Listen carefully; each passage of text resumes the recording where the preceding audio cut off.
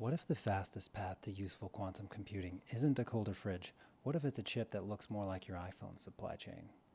So this week, Silicon Quantum Computing, SQC, out of Australia,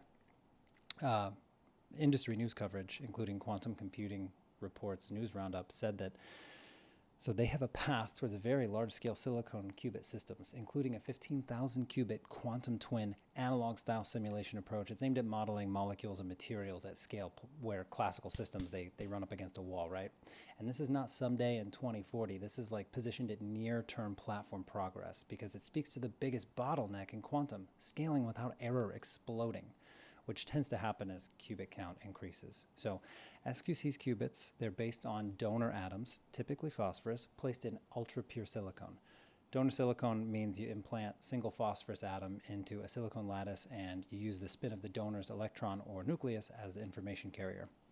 This is important because silicon is the world's most mature precision manufacturing stack. If you can build qubits on silicon, you might be able to scale this same thing using industry logic, like at scale.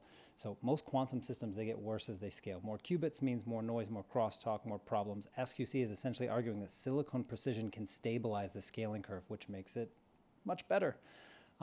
Also, this is not for like a universal fault tolerant machine. This is for like building quantum systems that mimic other quantum systems like molecular orbitals, things like that.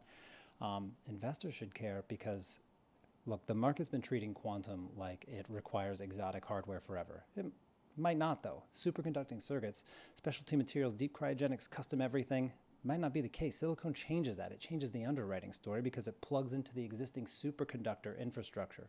So instead of betting on who wins quantum, you can bet on platforms that reduce manufacturing exoticism, tools and IP that make fabrication repeatable, and applications that monetize before full fault tolerance. If silicon holds, then it compresses timelines. It compresses timelines for the first real economic output from quantum because analog simulation doesn't need a million perfect qubits to be valuable, right?